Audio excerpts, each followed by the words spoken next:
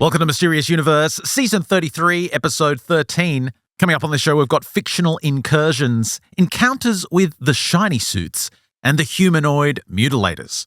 I'm your host, Benjamin Grundy. Joining me is Aaron Wright. What are these fictional incursions? New book from Joshua Cutchin. Oh, I saw this come out. The long-awaited Fourth Wall Phantoms, reflections on the paranormal narrative and fictions becoming fact.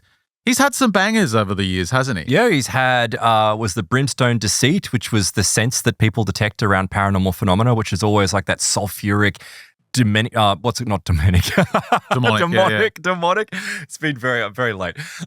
He's also was the other one, which was Thieves in the Night, which was really fantastic. Trojan Feast. That's right, and food. So yeah, really great stuff. So I'm looking forward to what he's got in this new book. Well, the last one was Where the Footprints End, and that came in at, I think, 12 million pages long. Right, yep.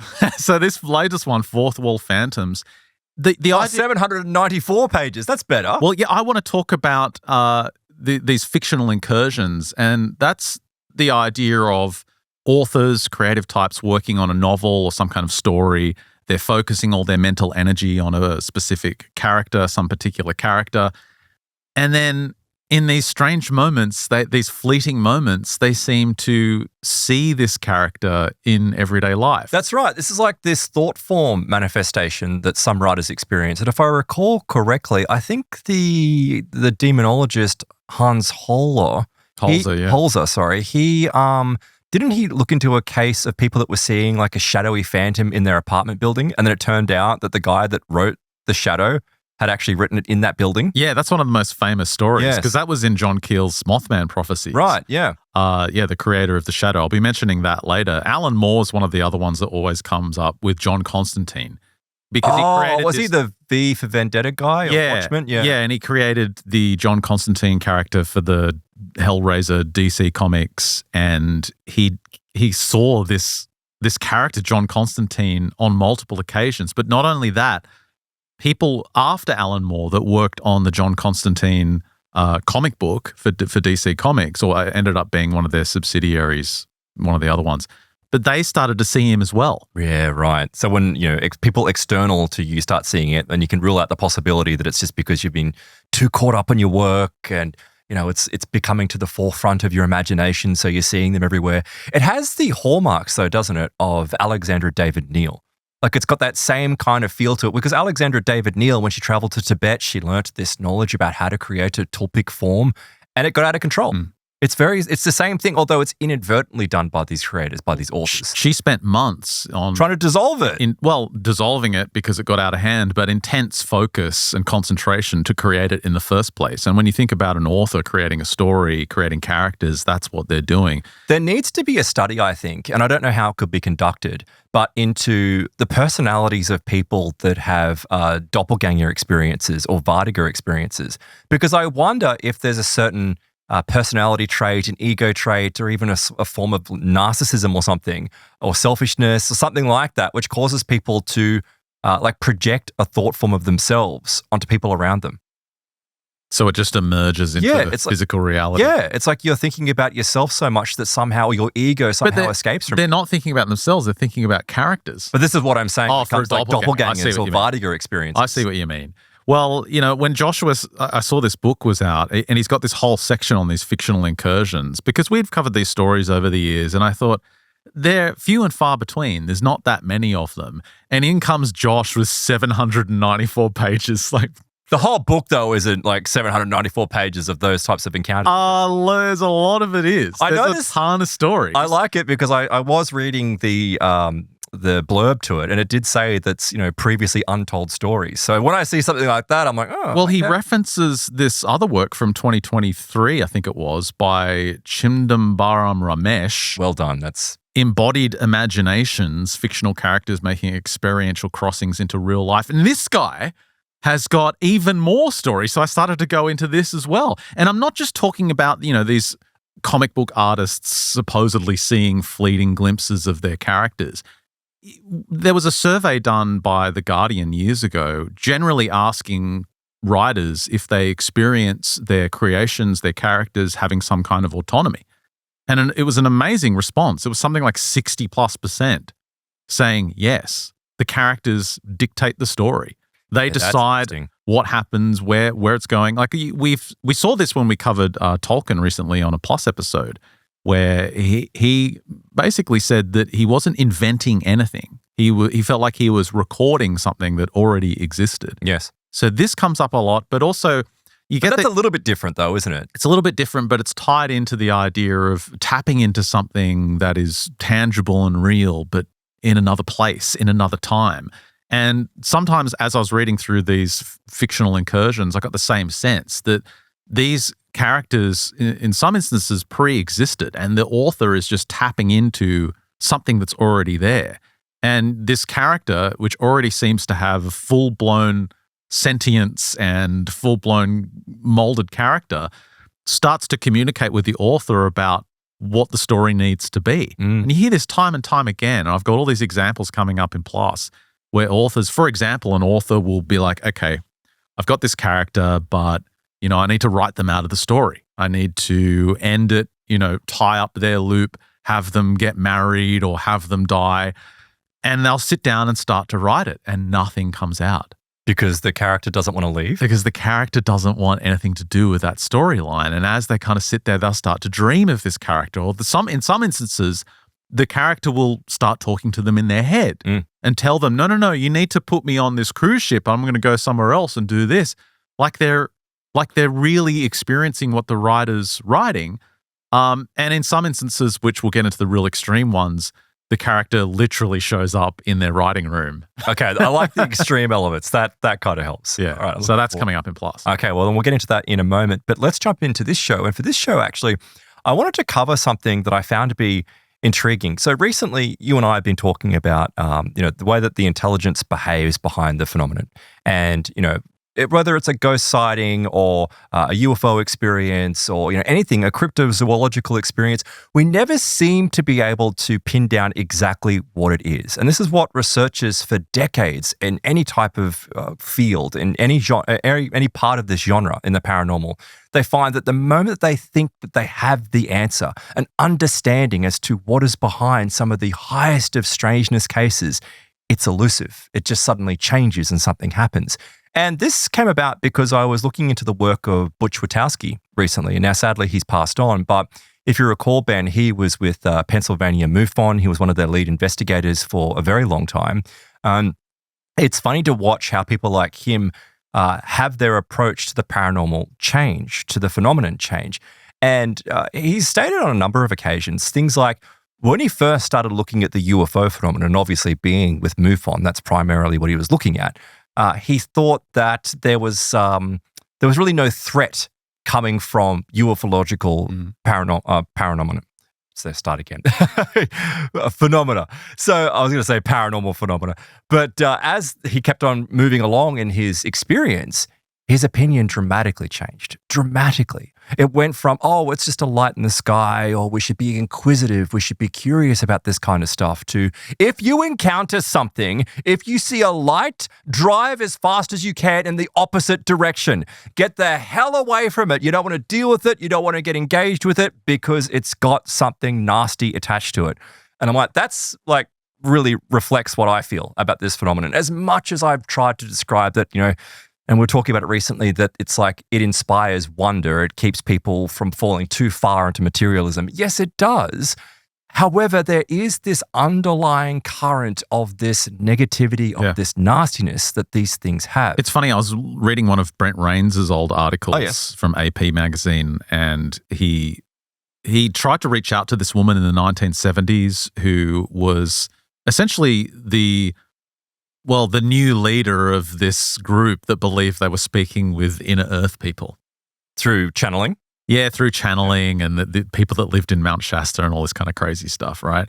And he had this back and forth where he was asking her about how she got involved, and she just started to talk about how she got interested in the topics. And she said it all started when her and her husband started seeing UFOs flying over their property. I can't remember where it was in the United States, but it sounded like a rural area. And she said this happened time and time again until one night her husband, they had an encounter in the car. And just a light flying over the top? Yeah, light flying over. They saw craft, and eventually this is a really close encounter where the light started to come down. And she said, I told my husband to stay inside, but he got out of the car and went up to this craft as it started to land. And they had this experience where had to get back into the car where he was feeling really hot. He died like 3 weeks later. Yes. He was dead.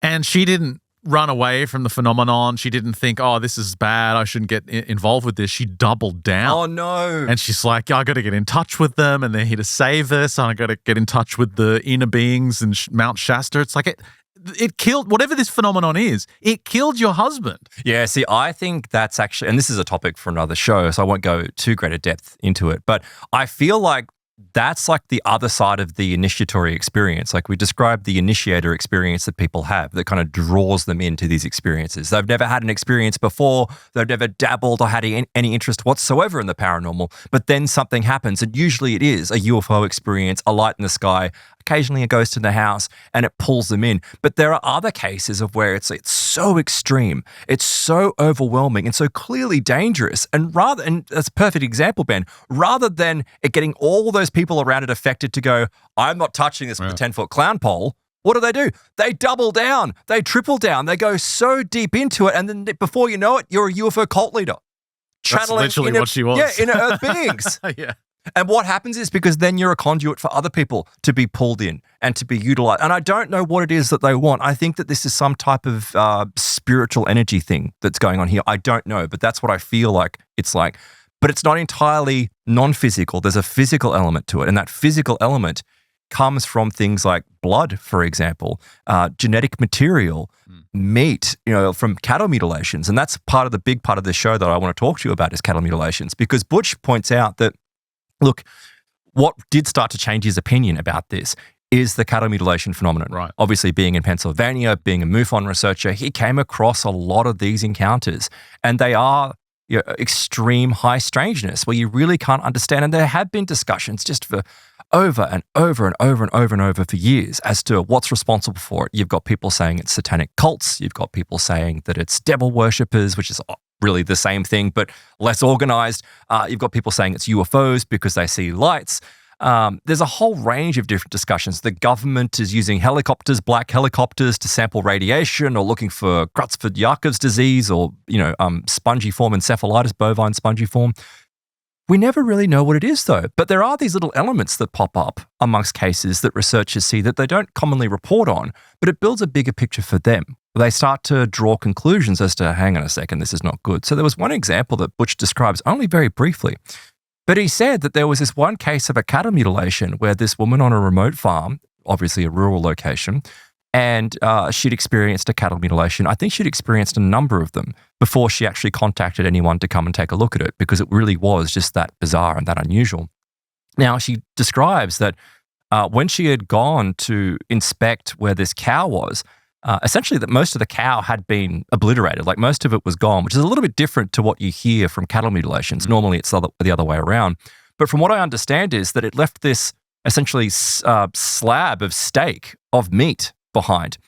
And it was oozing this strange green, almost luminescent in the sun ooze. Like it was just like slopping out of it, What? right? This sounds like a comic book. Yeah, it does sound like a comic book, but she picked it up and it stung her.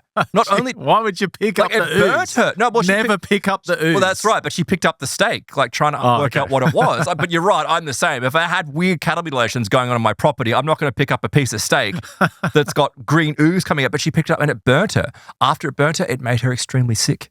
Like it caused much of what you described before, Ben, of like it killed the woman's husband. It's like these things, and you hear these cases of people that interact not just with the phenomenon, but particularly in cattle mutilations, of where they see this stuff and they interact with it and they get sick. Yeah, she said her husband just had rapid internal organ failure. Right. At first, it was a sunburn, which went away, and they thought, okay, he's going to be fine. But the doctors couldn't figure out what was wrong. Everything kept shutting down, and he was dead. Well, strangely enough, a lot of the time it's akin to, but not radiation poisoning. So it mimics the symptoms that you would have. Some similar symptoms. If you're suffering from radiation poisoning, and yet there's no exposure to detectable radiation. But that's where it then ties into other reports of cattle mutilation that, well, this is the government trying to monitor, what's going on. But I heard a really good argument the other day. Why would the government want to do that anyway? Because they can get as much cattle as they want. There's so much red tape and regulation out there that people just comply with. There's no need for them to fly clandestine helicopters around. Even the argument that people go, oh, well, no, they're trying to keep it quiet. It's like, why wouldn't they just buy the cattle? Exactly. Or designate some legislation that it's like every 100th calf you got to hand over to the government to biological testing. I like how you're arguing against yourself from like 9 months ago. Oh, look, my opinion is fluid and fleeting when it comes to these sorts of things with information that comes through. And look, this is one thing that people go, oh, you're not willing to commit to anything. No, I'm not, because there's no answers here. And depending on who you look at, you find that there is always a new avenue. There's always a new aspect. This is a multifaceted thing that's going on. Yeah, some cases may be that, but it's highly unlikely that it explains everything. I still don't know what you've got coming up. We're already in it. We don't even need to know what's coming up. We're already in it. And if you want timestamps, you can go screw yourself. So what we're going to talk about, though, is I wanted to then follow on from Butch, because that grabbed my attention about the mutilations. I have to go to the OG of cattle mutilations, Linda Moulton Howe. Right? And I know that I've been critical of her at times, but I still think she is one of the best researchers out there. She is the GOAT. She is one of the best researchers out there, certainly when it comes to cattle mutilations. And like, talking about doubling down, right? Yeah, it's like John Keel gave up. John Keel's like, it's all nonsense. It's all garbage. I'm so done with this. You know what Linda did? She's like doubling down. Like, she tripled down. Triple down. Quad down. Quad down. And she's like, I'm not backing away from this stuff. I don't care how batshit this is. I'm just going to go dig deeper and deeper. I think it's not crazy enough for Linda. She wants it to be even more insane. Well, I think that when you've been in this field for so long, some of the stories, you start to become a little bit inoculated, I suppose. So if it's not crazy enough, well then, you'd kind of just throw it out with the bathwater. So when it comes to cattle mutilation, so even though Linda's been doing this for a long time, and the cattle mutilation phenomenon continues, it's a worldwide phenomenon. It's been happening here in Queensland, Australia, the last couple of years. Farmers and ranchers are reluctant to talk about it, but there are some people coming forward saying that it's still happening. It's usually associated with light phenomena. But to go and really understand what's happening here, we actually have to go back to go forward. So I want to bring you to this relatively obscure case, which has all the hallmarks of possibly demonstrating that aliens are indeed behind the cattle mutilation phenomenon. And they're not necessarily interested in us. They genuinely are interested in the cattle. But for what purpose? Well, I'll leave you to decide that. So I want to bring you back to a case from 2007, but it actually starts a little bit earlier than that. We have to head to Tappan. This is North Dakota. And this is a very, very isolated, but poorly populated. I think at last look, 2007, I don't know, but I looked it up today. I think they've got like 167 residents in this particular town. It's 60 miles east of Bismarck in North Dakota. And it's this farming community. And it really does look like a traditional farming community. You can see the irrigation circle fields and that kind of stuff. And what we have to note here, though, is that it's not just the cattle that mutilations have been taking place with. There's something else going on here, because there's been many unusual and strange animal deaths and disappearances in the region for quite a while. So in fact, not too far northeast of this area, you find that you've got the Chase Lake National Wildlife Refuge. Now here, 29,000 American white pelicans just disappeared in May of 2004. 29,000. Didn't they just Don't say fly away. Fly away. No, they didn't just fly away. This is a refuge. There was all these birds and they're not here anymore. That's right. Yeah, no. They didn't just fly away. This is like, no one knows what happened to them. Maybe you could argue, you could just, they just simply flew away. But what's the location again? Let me look. This is the Chase Lake National Wildlife Refuge. This, of course, was May 2004. But then, isolated, you can go, something just, they all just flew away. They just happened to all fly away. Well, no, then in spring of 2005, you had 18,000 adult pelicans. They apparently just suddenly reappeared, right? But then they had 8,000 pelican baby chicks that died. And no one knows why. There was some suspicion that perhaps it was from West Nile virus, but it was never confirmed. It's like, well, where did these things disappear to? They were unable to track what happened to the flock. Where did they come from when they returned? And why is it that so many of their chicks disappeared? Then, in this area south, so south of Chase Lake is the Rossler Lake Waterfowl Protection Area. For 6 years, between 1999 and 2004, thousands of gulls and double-crested cormorants died. And no one knows why. It was extremely challenging to the US Fish and Wildlife Service. These sorts of die-offs are not normal for so many years at a time. Now, of course, there could be environmental reasons that could be occurring. There could be climate reasons, but none of that really seemed to answer what was going on. And look, don't hold on to that. Don't just use that to go, well, look, there could be a very rational explanation for it, but you've got leading scientists that looked into it that really couldn't determine exactly what had occurred. But in light of what the story is that I'm going to tell you, it makes you wonder if there is something more paranormal, ufological going on. Did North Dakota just have an influx of Haitian immigrants? No, not back in 2004. No, not 2004. So with these families that live in Tappan, it's mostly farmers, obviously, but you have one family. This is the Breeze family. You've got Myra and Tori. They're in their late 40s. They've lived in Tappan all of their lives, and they have 5 children. They've got Teresa, Trista, Evan, Tia, and Marshall. Now, Evan is the most important in this particular story that I'm going to be describing to you. But this is, a relatively medium-sized farm. It's about 1,200 acres. They only have 100 head of cattle. This is their main source of income. And Evan, who was 16 at the time when all this activity started taking place, this is roughly in 2006, 2007, where most of the strangeness took place. Evan and his 11-year-old sister Tia would raise hogs. They had 6 hogs in a corral that wasn't far from the house in front of their long barn. Now, things kind of kicked off when a half mile from the pig corral, this is Tori Breeze, found one of his cattle dead in October of 2005. And this was just over a small embankment at the edge of a dugout water pond, right? Now, when he found this thing, the reason why it got his attention was because none of the coyotes had come for it. Like none of them. He's like, this is really strange because normally if a carcass is left there, you'll have scavengers and predators. They'll consume it. He says that didn't happen. This is Tori actually explaining. If you just play number 1 for me, please, Ben. This is Tori explaining what happened at that first event. Never ate on her. That is something that I just don't understand. In fact, I can tell you, up the gully from where that dead cow is, I had lost a big sucking calf, about a 900-pounder. I had some creep feed up there, and they overate, one bloated. And the coyotes devoured that thing in about 5 days. It's gone. Just a little bit of hide and a couple bones. That's it. So that's the contrast. These 2 critters were that close together. That cow was never bothered, but this other calf was eaten within a matter of a few days. So that's weird. The fact that the locations are so close and one was consumed almost to nothingness, and yet this thing was just left lying there. I don't know if it had initially the hallmarks of there being a mutilation, but it very quickly did because it laid there for such a long time that apparently it did start to change color in the sun.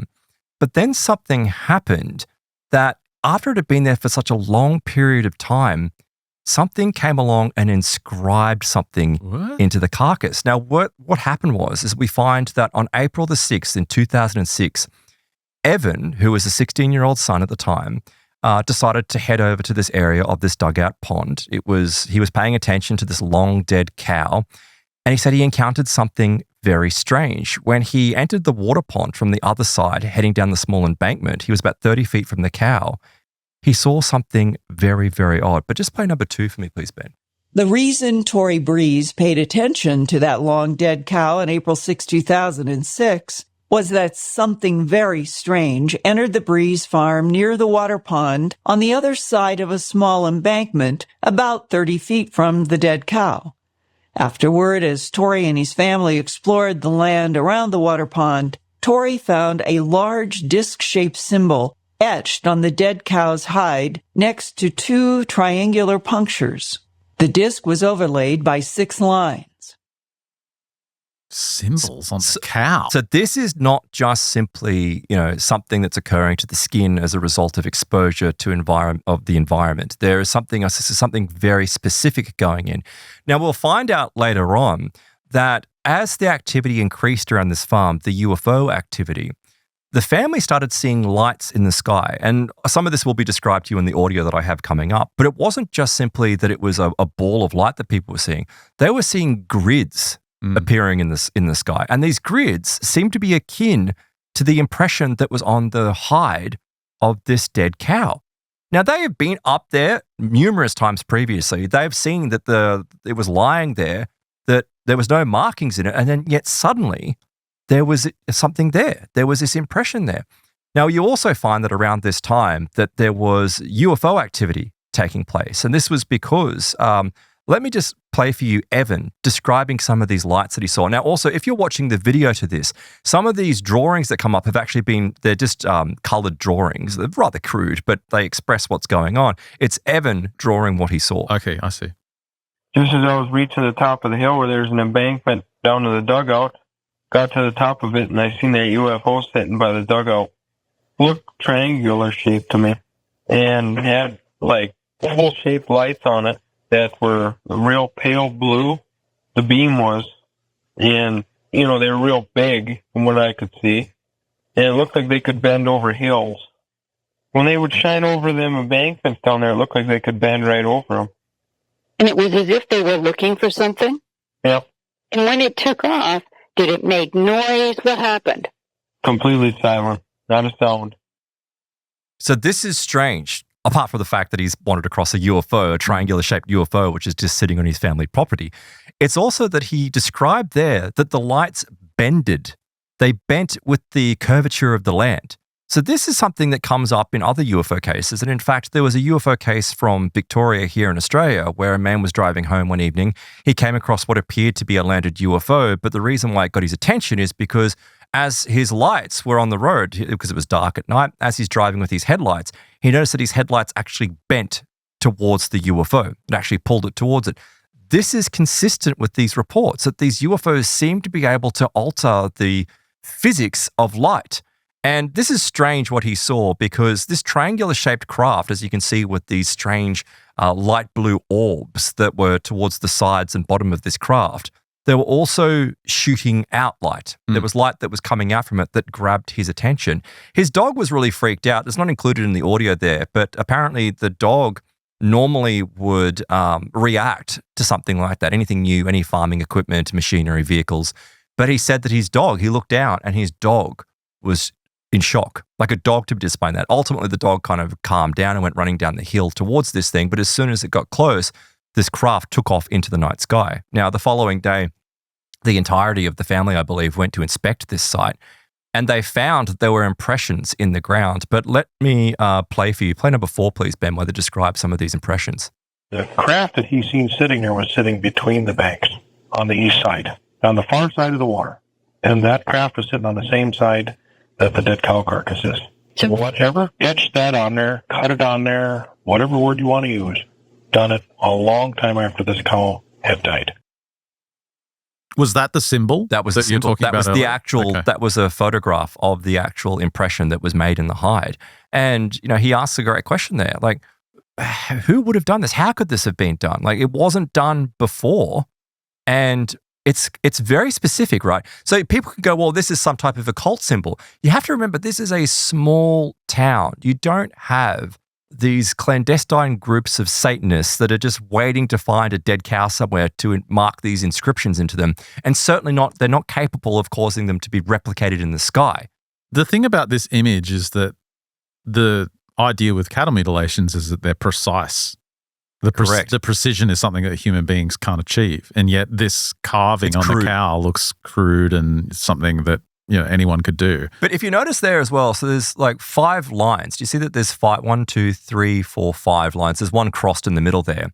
But that might bear importance later on. Just keep that in mind. It's rather wide though, so it doesn't necessarily seem to be some type of hand impression, perhaps nail marks, but maybe it is. But before we get to that, and Linda Moulton Howe, she actually says that this particular case is one of the very few cases where anyone has gotten so close to a humanoid that may be responsible for these encounters. But before we get to the humanoids, we have to talk about the rest of the strange aerial activity that seems to be escalating. This is what happens in so many of these cases as well, is that it starts off with, oh, that's a bit weird, that's unusual, that's strange.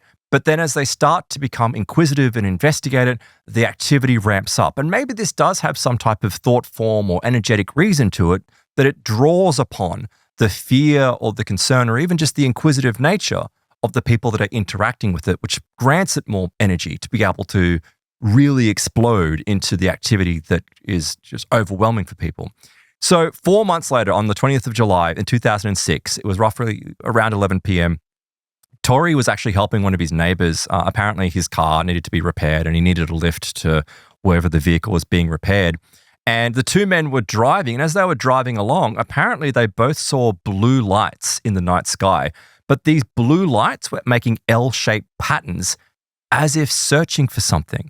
And if you recall just before, Linda asked that question about the craft as well. Were they searching for something? Were they searchlight functionality that was going on? This is the impression that the witnesses got to this, is that it was seeking out something, which makes you think, well, it's in connection to cattle mutilations. Clearly it's seeking a victim. Like clearly it's seeking something, but that's, the conclusion that you can kind of come to. Well, on this night in July of 2006, as this activity is taking place, talk about interacting. Tori actually interacts with it because he stops the car. And as soon as he stops the car, the lights stop and start coming towards them.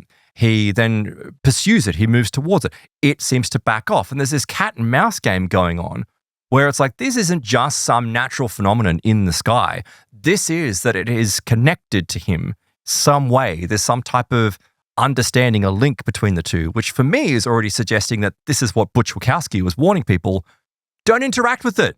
Don't entertain it. Run away in the opposite direction. But he doesn't do that. He says eventually this thing does rapidly take off into the night sky.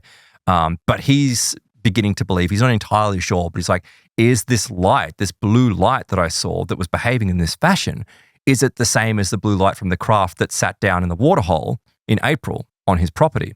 So then you get to August of 2006. And in August of 2006, approximately 2.5 miles northeast of the farmhouse, Tori was actually moving cattle out of his bull pasture, and Myra, who is the wife, and the kids were about a mile away.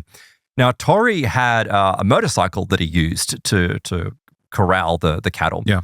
And he said that for whatever reason, the light wasn't working, but he was still able to do his work because it was a full moon and whatever else was going on. He later on describes, though, that the entirety of the pasture before him, like 40 acres or something, is lit up in a brilliant white light. Play number 5 for me, please, Ben. I got to the crest of the hill, and I looked southeast, and there in the gullies, I seen some real bright lights. They weren't a blue light, they weren't a green light, they were just a light. They were very bright, more like a car headlight or something like that. I stopped the bike and sat there and watched, and it was totally silent, but there was like tens of lights, not 2 lights or 3 lights, a bunch of them. And then I started the bike and came down so I could move the cattle to that gate. As I got down there by the gate with the bike, one of these lights came our direction. I started getting a little bit concerned because it started illuminating the pasture to the south. It was like almost daylight. It illuminated acres, like 30, 40 acres. Well, these things would come at us, they were ways off. They were about 2 miles away. And then all of a sudden they would divide into like 3. And they would go kind of, if you took an intersection sign and you drew a straight, 1 going down the middle and 2 branching off to the side. And then they'd go down into the gullies, and then you'd see one for a while, and then it would come up, and the other side would do the same. And they did this pattern over and over. Yes, it was looking like they were looking for something. Yeah, very weird. Again, they're looking for something, but why are they doing it so obviously? Why are they so conspicuous about it? For me, it goes from, well, is there a possibility that they're just so arrogant or they don't understand that they are just looking for whatever's down there and they don't care if they're viewed by humans? And that might be what's going on, and that will become relevant towards the end of this show, where I describe a really outlandish story which suggests that the alien creatures have no understanding of humanity whatsoever. They're just really obsessed with the cattle. Again, we don't know why. Or is it that this thing is trying to get the attention of the ranchers so it can continue this strange activity? And indeed, it really does take off, because then you get back to Evan, the 16-year-old son. Now, Evan, with all of this activity going on, the family getting spooked out really by what's occurring. But Evan, for whatever reason, wakes up at around 1 o'clock in the morning. He doesn't know why he wakes up, but he feels that he needs to get a glass of water, so he wanders downstairs. He wanders downstairs and he starts pouring a drink of water from the faucet in the kitchen. And he looks out the kitchen window because the kitchen window overlooks the corral where he has his hogs. There's 6 of them or so over there. There's one that he said they're like pets. It's not like they're there for the farm purposes. They're just like pets that he and his sister were raising. And he said one of them was very docile and, you could go and give them a scratch and this is what he liked to do. But when he looked, he said the corral was connected to this barn and he could see these figures. He's not entirely sure what, but these figures, a couple of them at least, moving about in the corral. Now, he says that the yard is lit by yard lights, but it's not enough light. Like, it's enough light to see movement and something's going on, but he can't make out what it is. So for whatever reason, he goes and grabs his .22 and rushes outside to see what's going on. Now, I've got some audio here of Linda actually interviewing him about what he saw when he saw these things crossing into his hog corral. Grabbed my .22 and walked up there, and I could hear one of the pigs riled up. And I started walking up there, and pretty soon it was just dead silence. Dark, from what I could see, because they were pretty much had shadows cast on them. And real skinny looking. And had these big hands on them. So I could kind of see them in a way. Because when I go up there to feed my pigs at night, I could kind of see them. What did the hands look like? Just long, with those claws on them. And whatever they were made for, they were made to really do some tearing, or cutting. I think they were hooking her and kind of pulling her. And I walked up to the gate. I don't know what drove me to do it, but I jumped in there right away and shot one of them. Yeah, kind of hopped around and made this funny noise and just a weird screech. Well, there was one bent over the pig kind of screwing around with her, and then there was another one that came up and was kind of helping him. The one that came up had his shoulder towards me. The one that was fiddling around with her first had his back towards me. Because when I walked in there, they both kind of got startled, knew I was there, and I shot the one in the side. I know I hit him because he made that noise. So there's a lot to unpack here, but as you can hear from the audio, he's run out, he's realized that there are these weird, tall, skinny, humanoid creatures. He doesn't describe them as being greys. I know you've thrown up a little bit of AI imagery there, Ben, but he doesn't really go into any great detail about exactly what they look like. There is this grey kind of feel to them. But he describes something that we don't commonly hear with grey encounters, and that's that they had these hands that had these long, metallic-like bladed talons on them, is the only way to describe it. Now, it's not been said in any of this audio or the research that I looked into from Linda, but I do wonder, is that what we're seeing in the markings on that carcass, that something tried to grab it?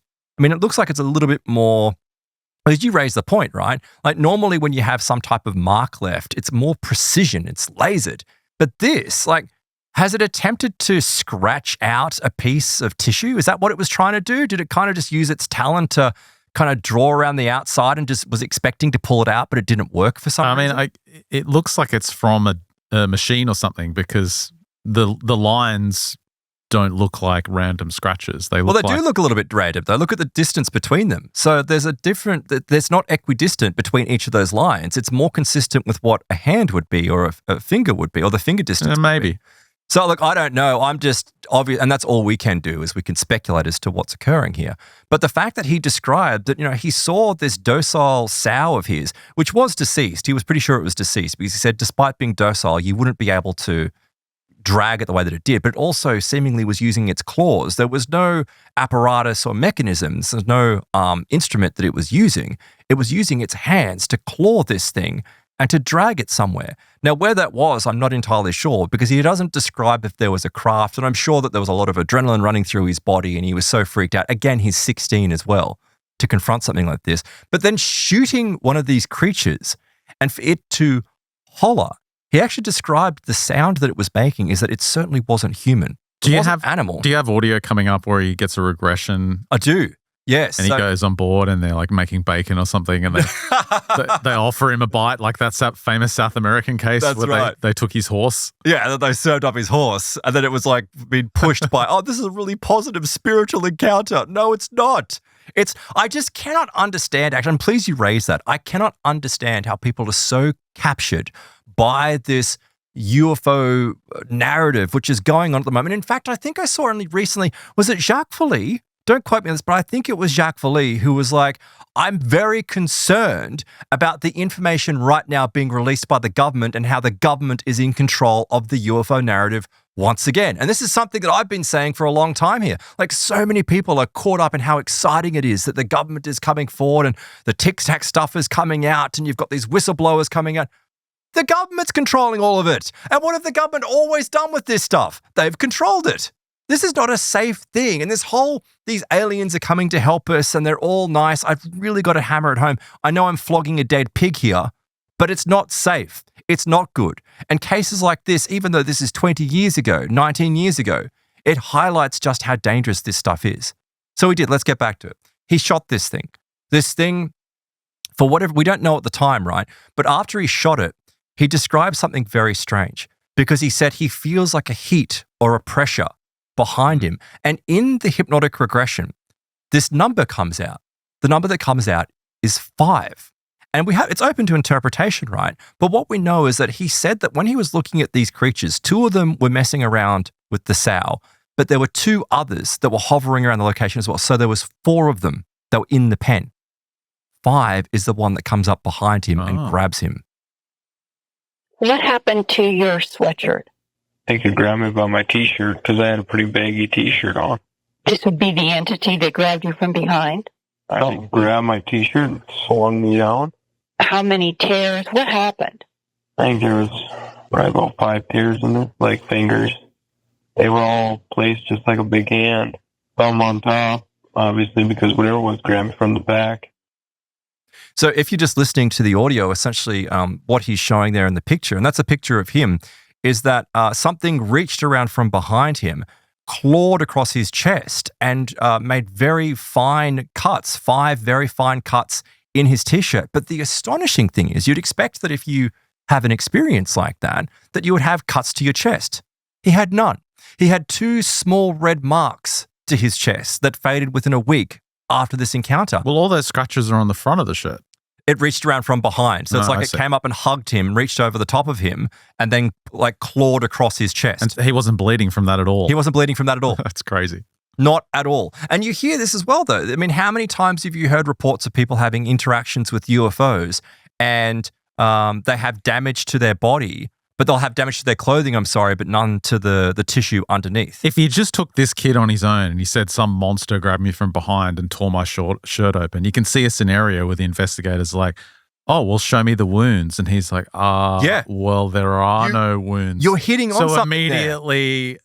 He made it up, but didn't happen. I think this is part of this inbuilt mechanism of the phenomenon to do this kind of stuff, right? Like and we've done shows on this before a long time ago about this idea that remember that like sometimes the faking of it like seems to propel it. It's like the intelligence behind the phenomenon deliberately tries to make it like something is fake so that the witness won't be believed. So, I mean, this occurred in 2006. So this one.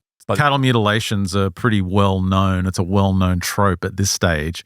This family unfortunately had a couple of dead cows. Mm-hmm. Is it possible that this kid thought, okay, let's make this a thing? Sure it is. Yeah, absolutely. He did the markings. The markings look very basic. He came up with the story of the aliens, and then he got out and cut his T-shirt with a pair of scissors. Sure.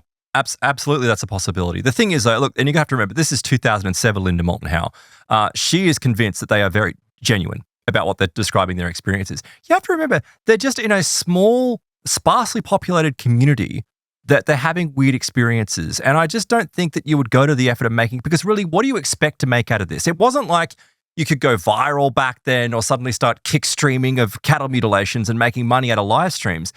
They're not going to get on TV. That's the only thing. But even if you could get on Earth Files. How long would that last? Well, you don't make money from Earth Files. Linda's not paying people that are coming forward with their experiences. Look, if the kid did it, he might have just did it because he was bored. That's a possibility.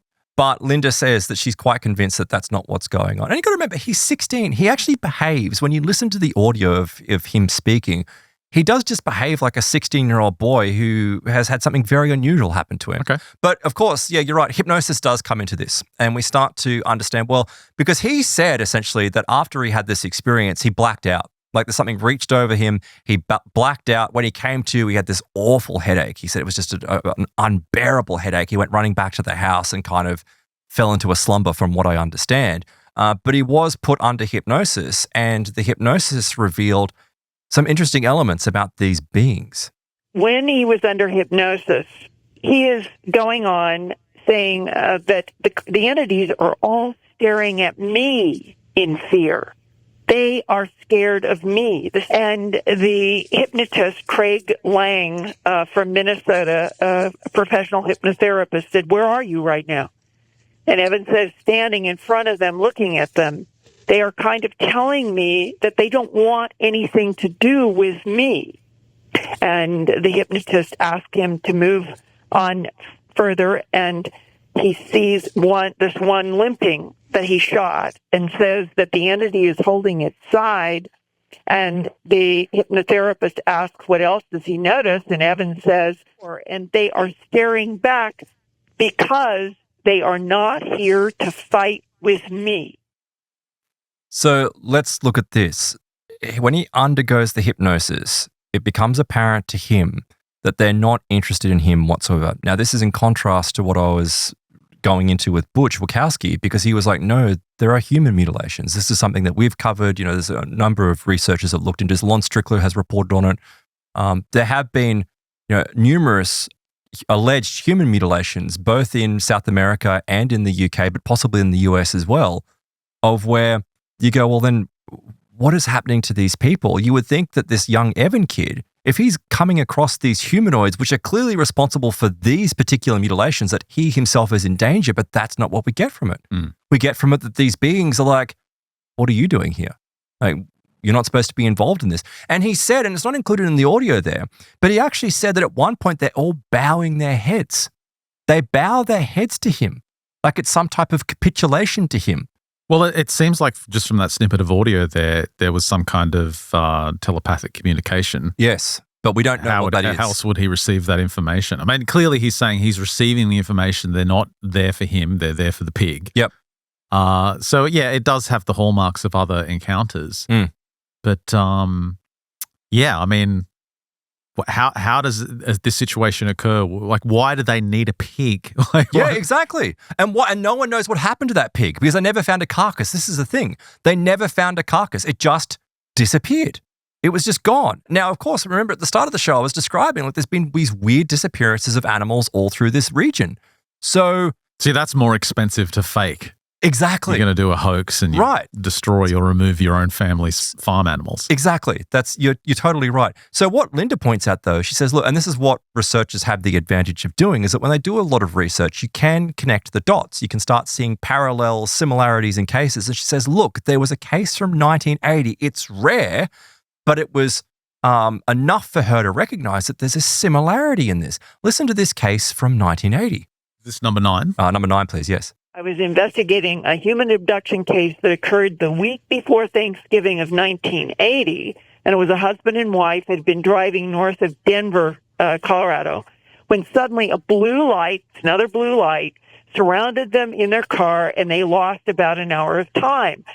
Well, in separate hypnosis sessions, social scientist, hypnotherapist, UFO researcher, wonderful person, Richard Sigismund, he did hypnosis with both of them, and each told what happened aboard an egg-shaped craft in which there was one tall, rather handsome-looking being in what they described as a sparkling blue garment. Evan talks about shininess, maybe metallic. They talked about a sparkling blue. And there was at least one other shorter gray entity that neither the husband or the wife liked. And the wife also saw many red hooded smaller figures. And then later, in a discussion after hypnosis, the wife said that the tall being, and this is a quote, perceived my anger and said, "We didn't mean to hurt you." And then she thought the tall being took her into a room where, and this is a quote, "These people all have their heads bowed at me. And I'm thinking, he's trying to make me feel good, and I'm not necessarily going to buy it." Good. That's good. Good. But do you see, like, they're bowing to her, this is rare. This is extremely rare hearing this in abduction reports. And Yeah, yet I've never heard this before. No, and yet Linda had investigated this and she's reporting the same thing happening with young Evan. Now, there's a lot of parallels here because she said that when she was talking to Evan and he was describing his experience, and there's a lot in there, but he essentially says that, one of them is taller and then there's slightly smaller ones that are performing these other duties, like paralleling with what was described in that earlier case. But then you can go, okay, maybe there is a possibility this is just a young boy, but it's not him. It's not only him who's describing these encounters. Yes, he's the only one who encountered the humanoid beings, but the entire family has been seeing the lights. The neighbors have been seeing the lights. And it just so happens that months later, a neighbor with no connection to this at this point whatsoever has a strange experience. In Tappan, North Dakota, there has been a focus on animals that has gone beyond the Breeze farm because on Tuesday, October 24th, which was more than a month after Evan's encounter with the entities dragging off the dead sow in the corral, a neighbor within 10 miles of the Breeze farm was absolutely stunned to find his dead prize sheep buck that he used for breeding. And he had been out and checked his sheep and that buck the night before October 24th, and everything was fine. But the next morning, that sheep buck was dead, and there was no signs of struggle. There was no blood. And he was so puzzled about this dead, wonderfully strong sheep that he asked a veterinarian to do a necropsy. But that's when the veterinarian discovered that one testicle and one testicle only had been removed in a precise cut at the bottom of the scrotum.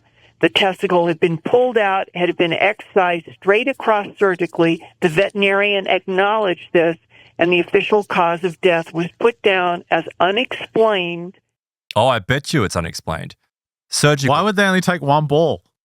Who knows? Like, isn't this bizarre? Two's just been greedy. Well, but it's a really good question. Like, why? But this is this is the family that was trying to get some hoax because they wanted a TV deal. And yeah, I know back then that these sorts of shows were all the rage. Like that was the thing that people were doing.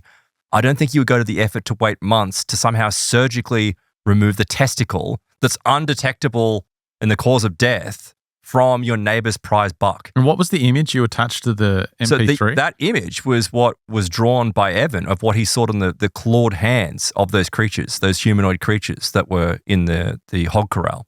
So this is all a very, very strange report and a relatively obscure report, but it does have a lot of importance, I think, in the ongoing narrative of what the cattle mutilation phenomenon is, because what you have here is very obviously UFOs and humanoid entities that are seemingly alien entities, but these alien entities are kind of behaving in a way of we just want the cattle, we don't want humans, which is contradictory to some of the things that we've been covering recently and what other researchers have looked into. But there's one thing that came up that I wanted to just go into in a little detail. Just play number 11 for me, please. You got it. Did you have any impression that the tall entity or the others had on anything that we would call clothing? It was shiny. The surface seemed to be shining. Yeah, kind of, yeah. And so the issue would be if it had on some kind of armor that was shiny or if that was the nature of whatever they were. Yeah. So very typical response from a 16-year-old boy. He's just like, yeah.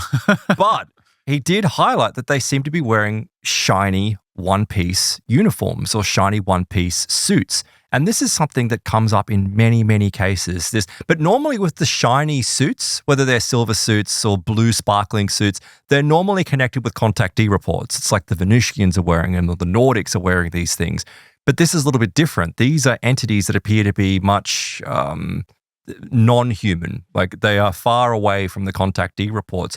So I started digging around and you happen to find that, over and over and over, whether or not it's like little person reports, cryptozoological reports, many humanoid reports, you have these beings in either shiny or silver suits. And Australia is a hotbed for this type of activity. You've got farmers involved with cattle mutilations who claim to have seen silver-suited beings fleeing their properties. They think they're humans, but they never are able to get to the conclusion, to the end of it. I'm like, well, how is it that a report from, like the mid-2010s in Australia is starting to coincide with a report from 2007 in the US? I was going to say I'm not surprised, though. I've read a ton of accounts of non-human looking entities that are wearing silver wearing these suits. space suits, these shiny suits.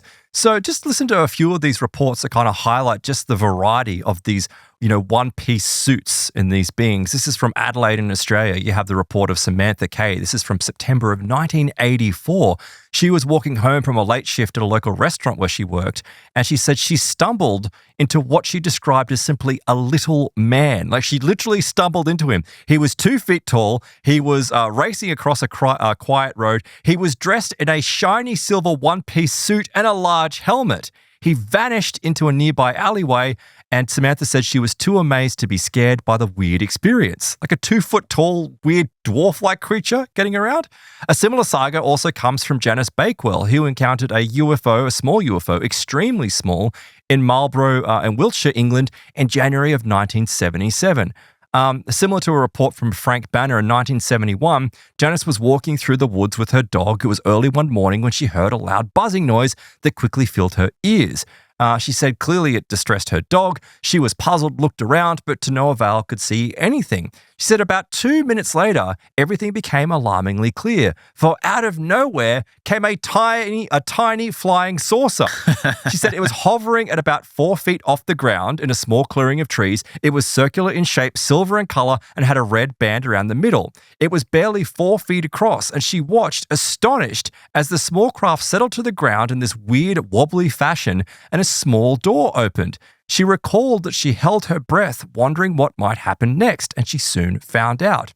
Out the door flew 3 to 4 inch tall small humanoid figures that were clearly female and glowing brightly. They fluttered about in front of her, dressed in silver miniskirts, dancing across her arm before climbing back into the craft and flying off into the sky. How is this not a fairy encounter? I know, but It just happens to have a UFO in it. That's the thing, though. It's like, this sounds like a fae folk encounter, and yet you've got a UFO connected to it. But this silver, shiny, in this particular case, it's like little skirts. But in the previous report, like a 2-foot-tall weird guy getting around in a silver suit. Why does this happen so frequently? It also happened in Japan. There's this really interesting report that comes from April of 1975, and this is on the island of Shikoku. It was reported by a local resident by the name of Shiota. He was working at a city landfill when he saw something very bizarre. He said amongst the rubble, he spied a luminous figure in a metallic suit hovering 7 feet off the ground. He described it as an alien cosmonaut. The being itself was said to be around 6 feet tall. It smoothly descended to about a foot off the ground before floating towards the startled witness. Apparently, he started much like what was described by Evan. He said as soon as this being got close to him, it caused him to develop a sharp headache that increased with intensity the closer the being got. This headache became absolutely agonizing, causing him to run away. So it's like a defensive mechanism, perhaps, that's built by these or inbuilt with these beings. Shiota then became determined to go back to the scene of this strange encounter and take a camera with him to possibly capture this being. He did. He went back to that same landfill night after night for a whole week, hoping to catch another glimpse of this otherworldly creature. And then on March the 31st, his patience apparently paid off. He claimed that he experienced that familiar head-splitting headache, knowing that this thing was going to return. He huddled in the darkness, looking out where he said he could see this bluish cloud-like light hovering approximately 300 feet away. He said it was described as an electrical disturbance. It was a cloud of electricity or shimmering light. He peered through the gloom at this humanoid who started to emerge from its center. Now, once again, this being glided towards him, and he was able to take a series of photographs of this strange entity. Now, as if realizing that it was being photographed, the creature then veered off at great speed and then vanished or dematerialized into thin air. Now, Ben, wait for it. This is the photograph that was taken of the being. Oh, you got the photo. I do have the photo. Let's go. Oh, yeah, okay. Well, just thrilling. So look, highly controversial image. It appears to be a very blurry image Someone of in a man beekeeping suit. Yeah, beekeeping suit, something similar. Who are we to know what to make of this? It's Joshua Cutchin talks about this idea in the book I'll be covering in the Plus extension because it's connected to the concept of the co-creation theory. Have you heard of that? No, I haven't. You've actually discussed this quite a lot over the years. It's the idea that the phenomenon presents itself to whatever Rolodex of information the eyewitness already has in their conscious or subconscious mind. And so the example would be everything you've mentioned with these entities wearing the same silver suits or the same silver outfits. It's because that appeared in the 1950s, 60s, 70s. It became a trope Right. of the alien visitors. That's what they wore. Yeah, that was the getup. They're all in these matching silver suits. Pulling it from 1960s sci-fi television shows. And so, yeah, because this is sort of embedded in everyone's psyche in a similar way, when the activity appears, it pulls upon that knowledge, and that's how it displays to people. So that's the co-creation theory. I don't necessarily buy that. I don't buy it at all. But that's one of the ideas that he discusses. I mean, I think that's a possibility, but when you have like different, people from different cultures, from different times describing the same thing, that suggests to me that it's not necessarily because then you would think that there would be more of a cohesive collective knowledge at a certain time as opposed to it being across such a wide time frame and a wide bunch of cultures. Like, why would a Japanese guy? I mean, I guess they would have maybe had those sorts of shows, but there's a lot of weird sci-fi. There is a lot of weird in sci-fi. the decades that preceded these encounters. Maybe there's something in it. Then, of course, you've got the case of the Schwab family. The Schwab family was living in an English city of Bath. Apparently, this occurred one weekend night in mid-March of 1978. They were attending a family get-together in the country of Wiltshire while driving past the legendary Stonehenge at around 11 p.m, so already you know that something's going to happen. They were shocked to their core to see a startling sight of a 12-foot-tall thing like a giant man standing in the middle of the road. Not surprisingly, Mr. Schwab brought the car to a rapid screeching halt, and he, his wife, and son watched amazed as a bright light from above suddenly enveloped the mighty being, which lit up everything that they could see around it. They said this creature was twice as tall as they thought, but it was wearing a silver suit. Even more startling was that this huge creature began to slowly rise into the beam of light, which was coming from the bottom of a big square-shaped object, so possibly a UFO, hovering overhead, that was humming so loud that it made them all feel sick, so much like the headaches reported by Evan in the report from Japan. Within seconds, this giant and the beam of light were gone, and the mysterious craft duly soared into the heavens, leaving the Schwab family wondering what on earth had they just experienced. So again, like a completely... That's my face when I hear those stories. You need to stay away from the AI, okay? She's the goat. Just stay away from the AI. Yes, I mean, and they're all real. That's not AI. That's absolutely real. I don't even use AI. Yeah, I know. I don't even know how to use it. She's stunning. I'll give her that. She's also a really lovely person.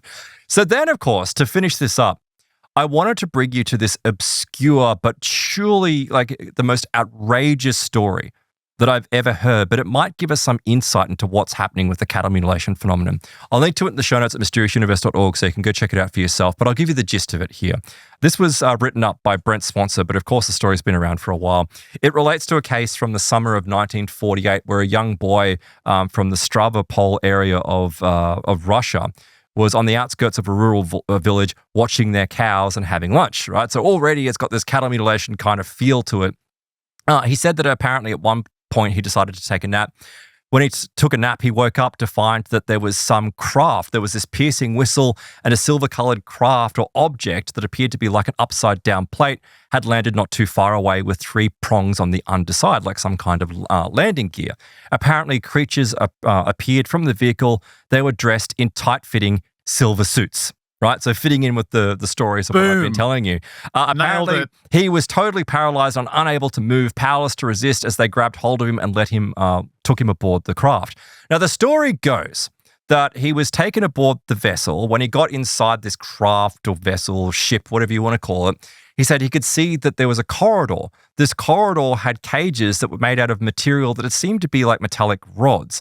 He said they were holding a bear, a woman, 3 men, and a single man of Slavic descent.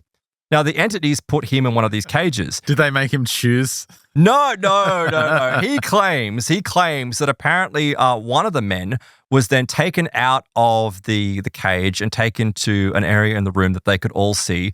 They then watched as this man was paralyzed, but was then essentially torn apart and dismembered in front of all of them, with blood spraying across the room, body parts being placed in a metallic box, like a horrible, truly horrible human mutilation that was witnessed by this young boy. This boy was absolutely terrified with what was going on.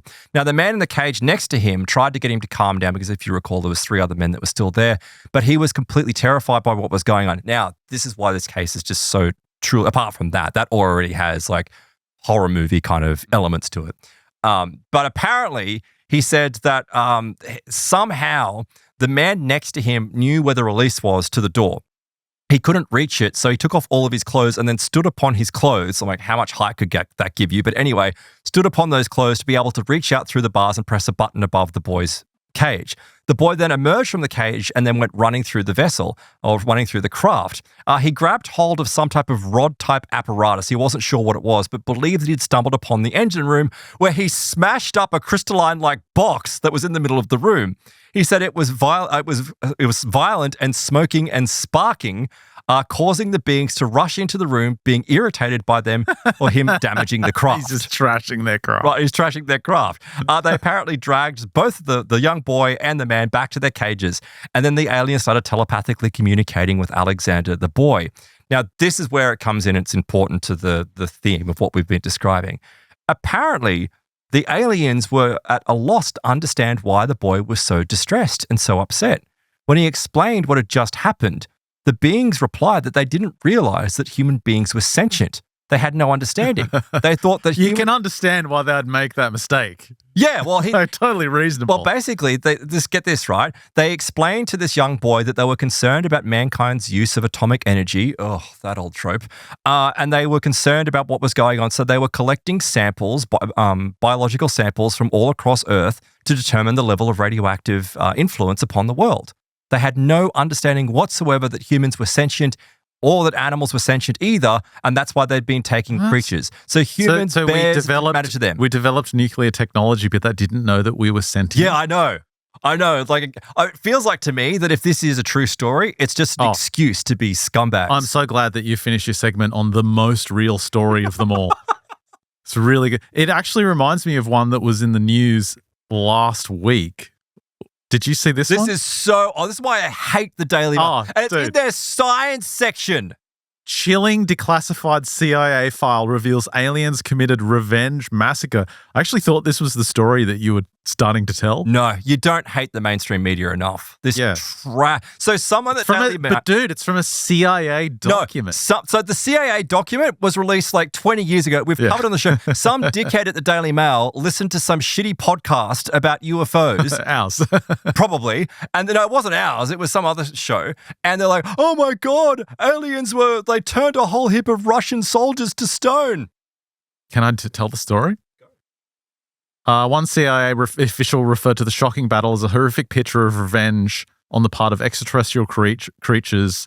So what happened? The eyewitnesses said 5 aliens climbed out of a crashed craft, combined themselves into one creature, and exploded in a burst of intense energy and turned 23 soldiers into solid rock. Totally unbelievable. A boy smashing up the engine of a UFO, that's believable. Yeah, but if you go to the source of on the document, the CIA file, the source is some Ukrainian tabloid where their other leading story that they ran every second week was Bat Boy. Yeah.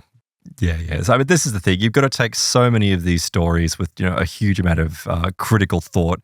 But look, I think that it's just fascinating. Maybe that gives us some insight, though, into what happened to young Evan in that case with the farm in North Dakota, is that they weren't interested in the human beings. They were interested in the cattle for whatever purpose. Again, we don't know, but it seems to fit. Like, it seems to have these similarities that, might give us a clue as to what's going on. But look, I'll link to those stories. And of course, Linda and her great repertoire of information at earthfiles.com. Make sure you go and check it out at mysteriousuniverse.org. All the assets in that picture. That's what I'm saying. I'll make sure I link to all those assets for you.